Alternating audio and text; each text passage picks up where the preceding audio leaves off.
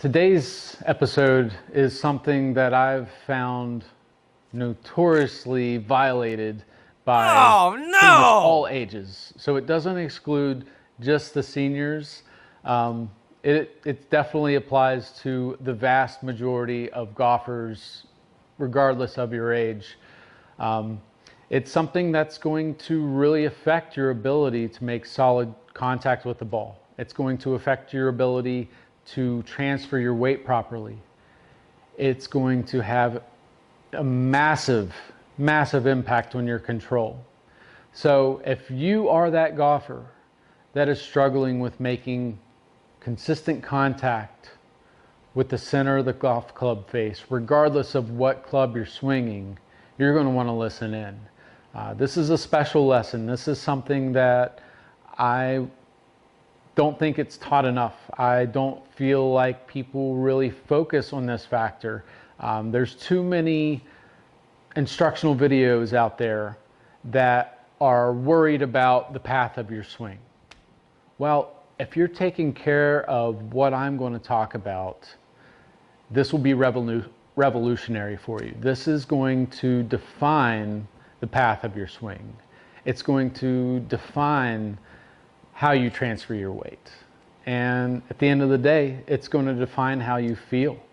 So if you've played golf for a long time and you struggle with being sore, you struggle with fatigue before the round is even over, this is a perfect lesson for you. So when I jump up here and hit a couple of shots, I'm going to hit a series of 3 balls doing what I'm going to share with you. But prior to doing that, I'm going to kind of violate what I'm going to teach you today. And like I said, it's a very common mistake. Now here's where your comments can come in by the droves. We'd love to hear what your comments are on this portion of the video. So I'm going to jump in. I'm going to violate basically what I'm going to share with you here in a couple of minutes to help you become a better ball striker in golf.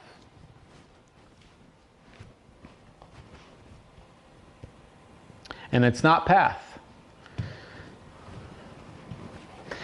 Path is affected, but the root issue is not path.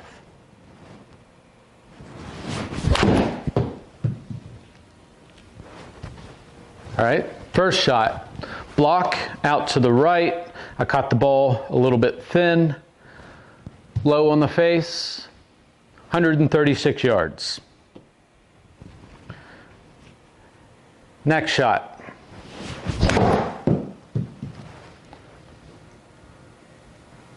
$152 total. Push, fade. Contact was a little bit better.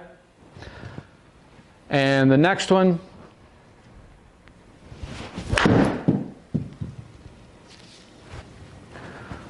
way off, reload, get yourself another golf ball, or go deep into the Amazon to find your ball.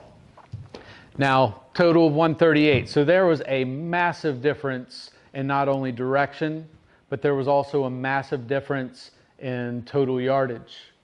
Now, based on the change that I made, or that I was manipulating while I was in motion, I want to see if any of you can determine what that was. And again, we're not specifically saying it was path. Was path affected by what I did? Absolutely. But there's a difference between a root cause and a side effect. The root cause, are you ready for it? Is my spine tilt. If my spine tilt comes out of position, I'm going to have a multitude of side effects. I'm going to have poor weight transfer. I'm going to lack in rotation.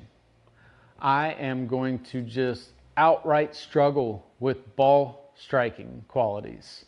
So if we're looking at the golf swing from down the line, you can see that my spine has a natural tilt. So basically from my lower lumbar, lower part of my back, going up through the thoracic into the cervical area, it's basically a relatively straight line. Now what happens for a lot of golfers, and if you go back and you maybe freeze the positionings of those 3 swings I just took, you're going to notice a difference. In those, the first and third swing, you're going to see my spine get vertical as I come into impact. Now, as I'm doing that, it's going to deter me from compressing the ball.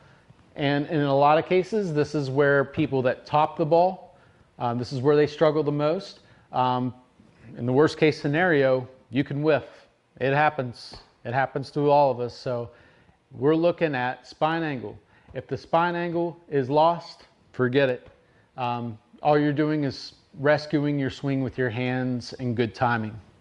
On that second swing, I intentionally brought the spine angle more downwardly, and you'll notice that it was a little bit more of a pure strike, but directionally not what I want. It's not ideal. I'm not going to hit my intended target. I might get close, but I'm not going to hit my intended target properly. And now what we're going to do here is go through a couple of drills that help us maintain that spine angle. All right, so as we go to the top of the backswing, did my spine angle change? Ding, ding, ding. Answer is no. As I come down into impact, did my spine angle really change? No. If anything, there might have been a slight increase in tilt, but not enough to merit to say that's what you're cognitively thinking that you're going to do. So I get to the top in position, I come down in position, I swing through in position. Now once I get to here, this is acceptable. Now I can raise my tilt, but so often is it happening in that downswing. People are basically getting vertical on their posture. So here's a couple of tips that I'm going to share with you, a couple of drills that will help you establish a better impact and follow through. One of the simpler drills in the book, you're going to take a club, you're going to put it right on the crest of your shoulders and then crisscross your arms so you're just barely holding the club with the tips of your fingers. Take your address, and set up with a golf ball in a position where you think it would be for address. And when we take it back, I want you to feel like the forward shoulder is pointing kind of over top of the ball. And then as I come down, I want to feel like now this right side of the golf club is pointing in the same direction. And if I do that, you'll see that my spine angle is maintained. You'll see that it's very easy for me to pivot. You'll see that my hips are very active.